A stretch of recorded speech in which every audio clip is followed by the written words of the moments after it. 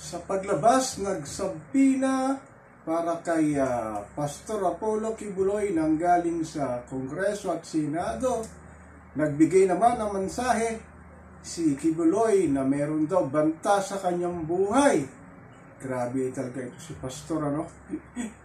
Pati na raw sa US government ay may banta rin sa kanya. At hindi naman niya sinabi kung nasan siya at kung siya ba'y nasa China. Ang sabi lang daw pagka lumantad daw siya sa publiko, maaring kidnapin siya.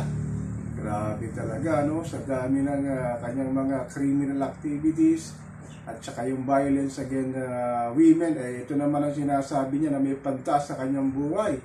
Siya dinami-dami ng bodyguard nito, sabihin may banta sa kanyang buhay. Talagang guilty talaga si Pastor sa kanyang mga ginawang kasalanan sa mga kababayan, lalo na yung mga kabataan na ginawa niyang servant at the same time ginawa niyang sexual abuse sa mga ito, at nagsumbong nga kay Senadora Risa Hontiveros at nagbigay daan para mag-issue ng subpoena ang Senado at iniimbitahan siyang mamalap dito. Pero sabi nga sa kasulkuyan wala siya sa Pilipinas at nasa China siya nagtatago. Tapos pinalulutang nga niya na may banta sa kanyang buhay. Grabe na yata itong sinasabi nila na karma na ni Pastor Apollo Kibuloy sa tagal-tagal na halos dekada na ang kanyang ginagawang pananamantala sa mga babae ng member ng kanyang simbahan. Ngayon parang lumilit na ang kanyang mundo sa kanyang pinagagawa. Sinasabi naman ngayon na mayong banta sa kanyang buhay at maaari daw siyang kidnapin at iabdak at patayin.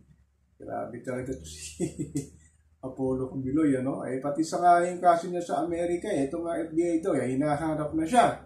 Pero sa mga kapanalig niyang politiko, para malabo yatang maisakoto para na FBI na hulihin siya. Pero dito nga sa atin, sa mababang kapulungan, yung kanyang sabina para sa kanyang TV network na nagpapakalat daw ng fake news. At the same time naman, sa Senado ang mga nagsusumbong kay Senator Risa Hontiveros para sa mga kanyang kahalayan na ginawa sa mga kababaihan ng mga nagdaang taon at nagdaang dekada.